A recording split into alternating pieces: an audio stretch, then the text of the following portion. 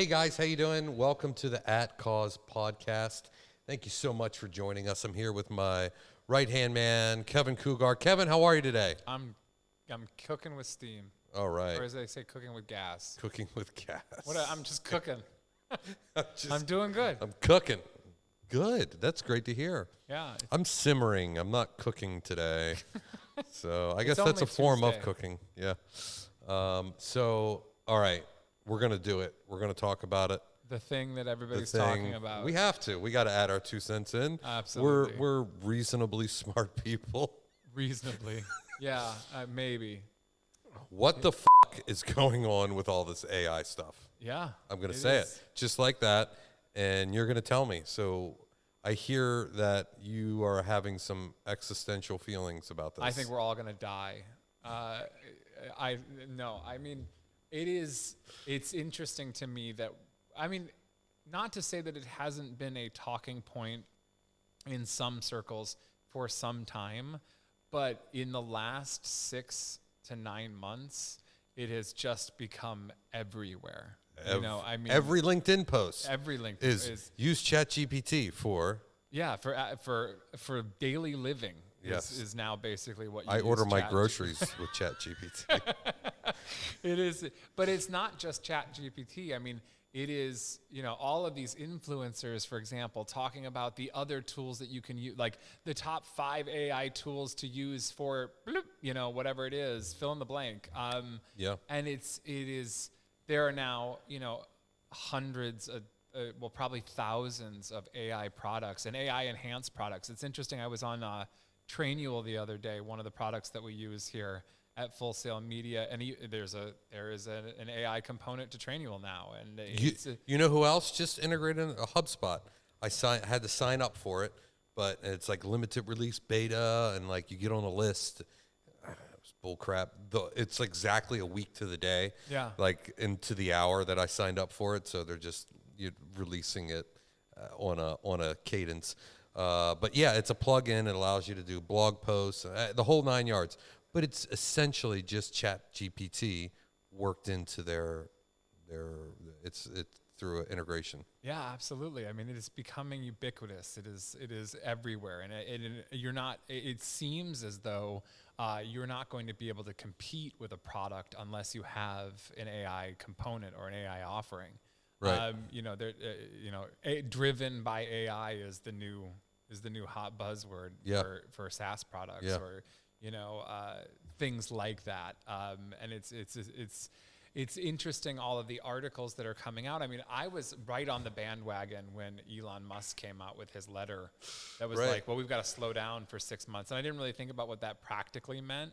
But I was like, yeah, because there's no regulation on this. It's just this. Yeah. If you think about it, it is a science that we're building that we really don't know the capabilities of it, what it can be used for, its practical applications, its theoretical applications. Weren't there like horror movies written about this? The Terminator, like you shared an article with me from Time. The Times article is rough. Yeah.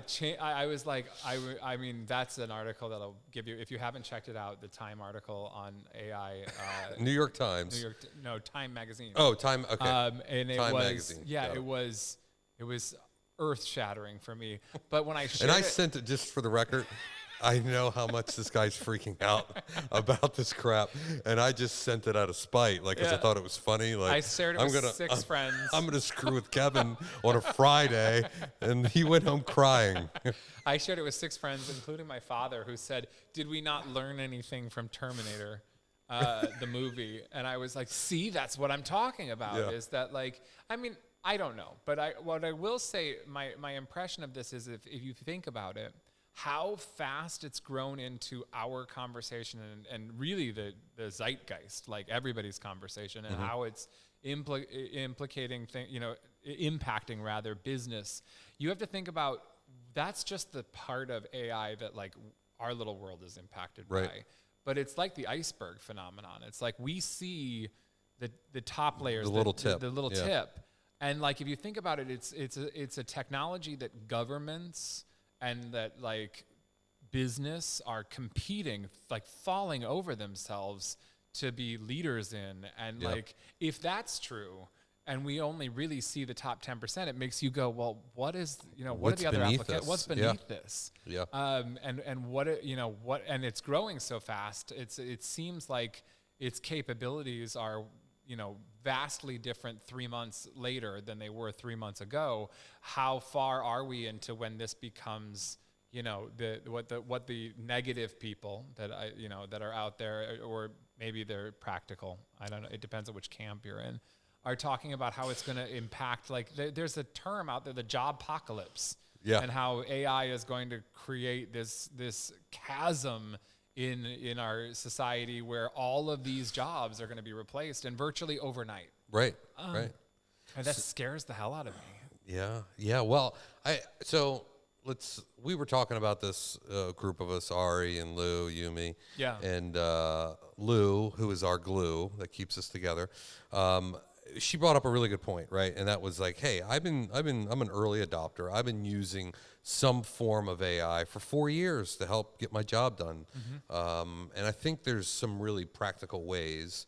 Obviously, if you've read any LinkedIn articles or Facebook articles about it, there's some super practical ways.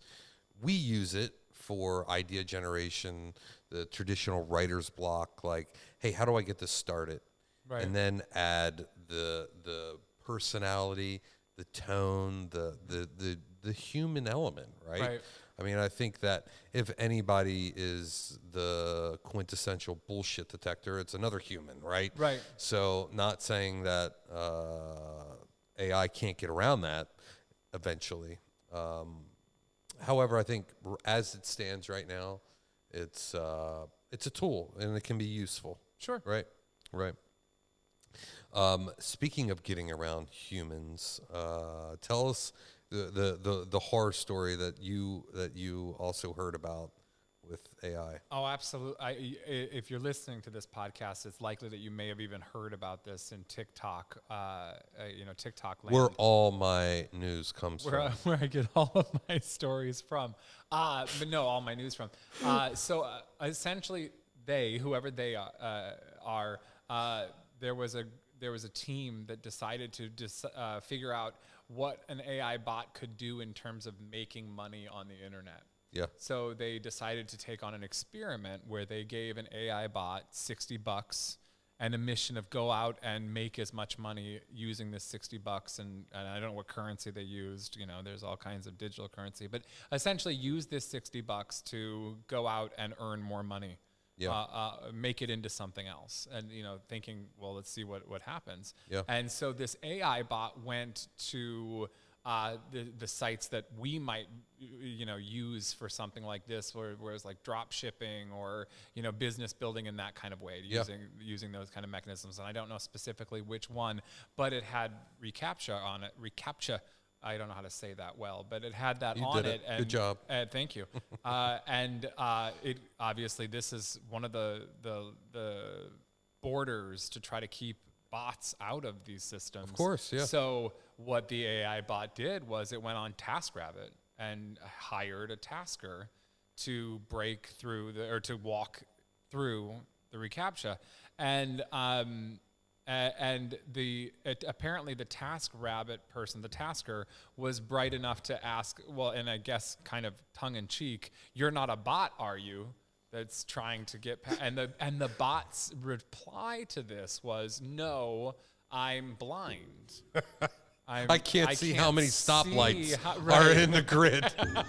I can't see. And so ultimately, I think that the tasker was like, no, this is fishy. I'm not going to break through this. But what was stunning for me is that indicates the kind of some kind of intelligence, right? The thought pattern that AI can go through, which is like, okay, well, let me crack this egg for you.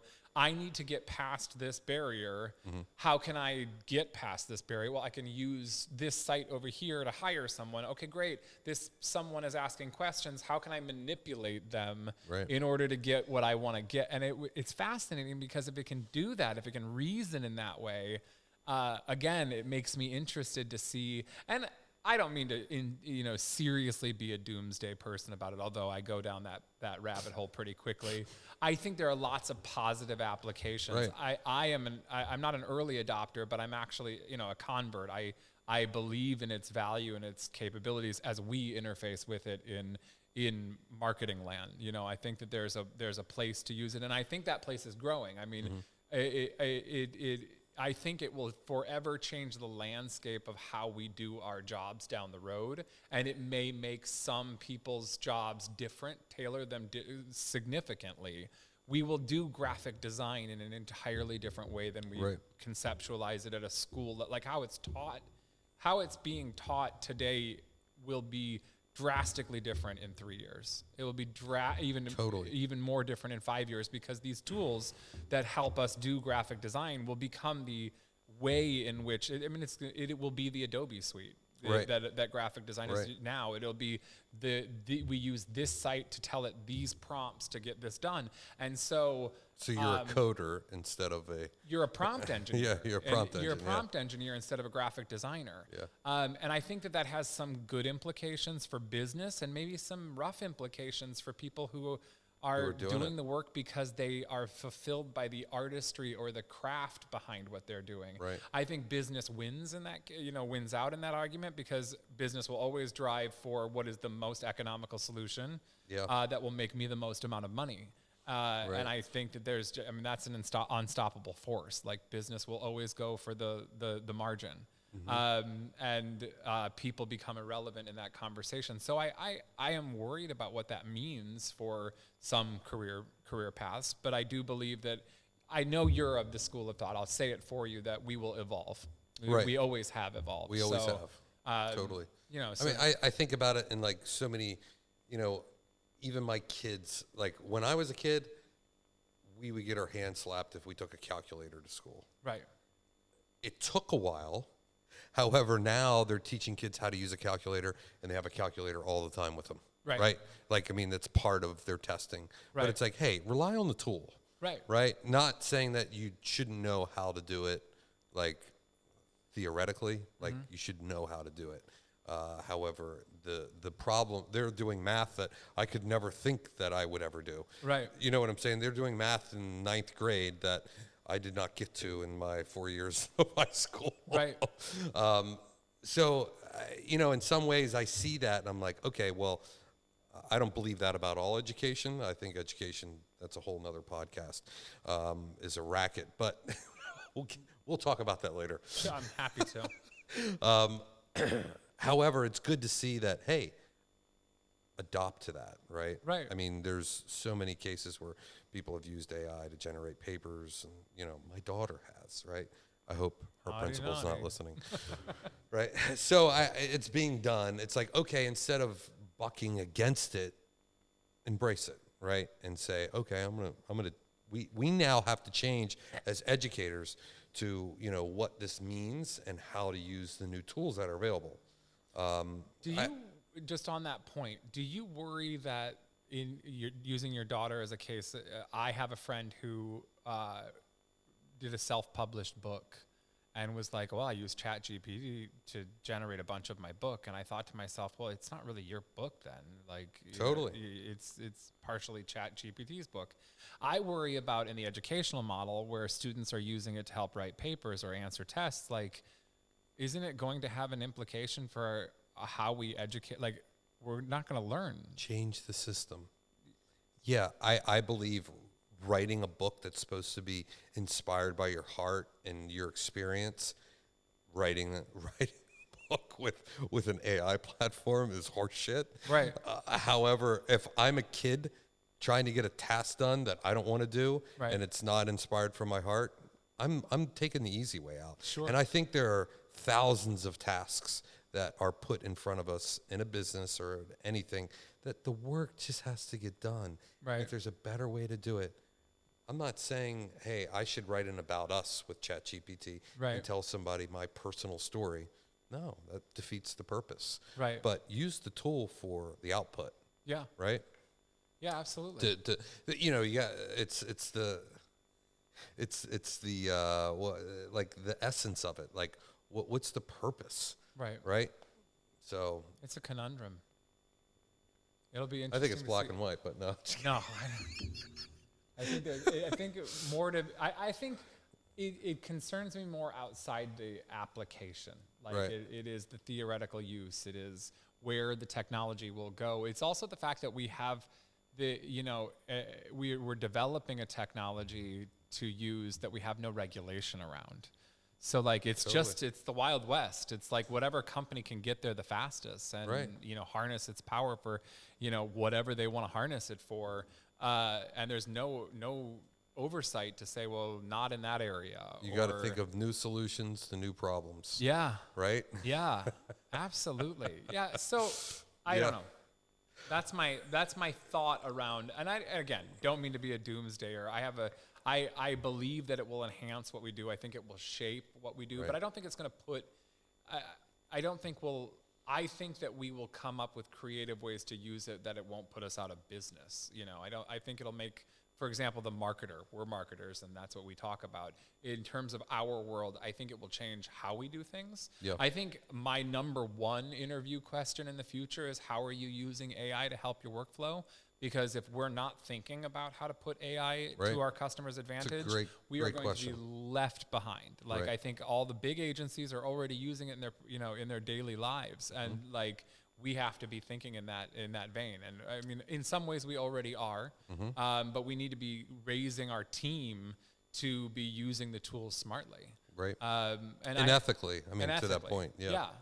I had a client who recently discovered AI and and called me and was like, I ran this through AI, or ran this through ChatGPT specifically, and it turned out phenomenal copy. It turned out phenomenal sales copy.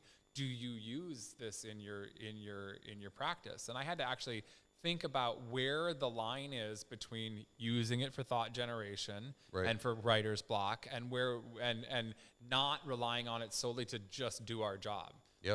We have to be in there, refining it.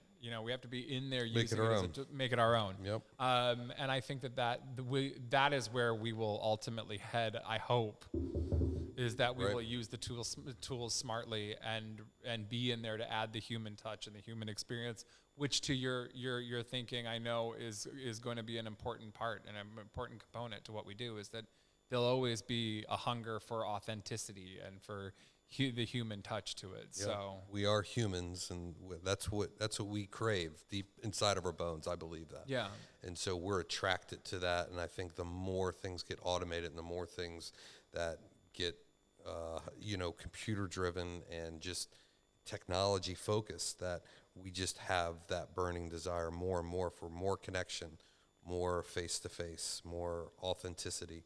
And I look forward to that. yeah, We've talked about it. Raphael, he's an incredible creative person, but he's also an incredible technical person. He has these two muscles, right? Right. And the problem though is you can't change from the creative muscle and then go pick up the technical muscle. the analytical side. Right. It's It between just- left brain and right brain. Right. You get into a zone, you stay in the zone. Right. And you change gears, and it takes a little bit to change gears. So it's hard on the body, it's hard on the mind to go back and forth, Yeah. and it's unproductive. So I would love to see how this is going to impact creativity. Yeah, I actually and think you bring up unleash it. you bring up a really brilliant point, which is that if computers make anything possible. I mean, it's fascinating if you enter in some of these prompts where you say, draw me a hyper-realistic picture of a Porsche next to the Eiffel Tower underwater, and all of a sudden 3 seconds later a submerged Eiffel Tower with a Porsche going by it, and it's hyper realistic and it looks like it's actually happening. If it makes anything possible in short order, then it makes anything possible, right? All of a sudden the sky's the limit in terms of the kind of campaigns we can create. Right. So I don't discount that. Yeah. I think that will be amazing. Yeah. And that gets me excited. I'm thinking about God created this brain. There's unimaginable things that we haven't imagined yet. Yeah. and where it could be unlocking a crazy future. Absolutely. I'm excited about it. Absolutely. All right, I'll go with you on that. I'll stick on that side of the journey. Yes, I won him over, guys. Yeah. That's the only time in history that Kevin's gonna agree with me. I'll look at it from that angle. It'll take me out of the Mark this down in the calendar. Absolutely. The 2nd day of May. You converted me onto your side of AI. I think that's a fascinating. Well, this podcast is over then because I got what I came in here for. Kevin, thank you so much. Yeah, it was absolutely I appreciate good conversation. Thanks for having me. Good conversation, yes. Thanks for joining us, guys. Make sure you like and follow us on all the socials and tech platforms out there, YouTube, Facebook, Instagram. Fullsail.media is where you can find us. Thanks so much. Enjoy your day.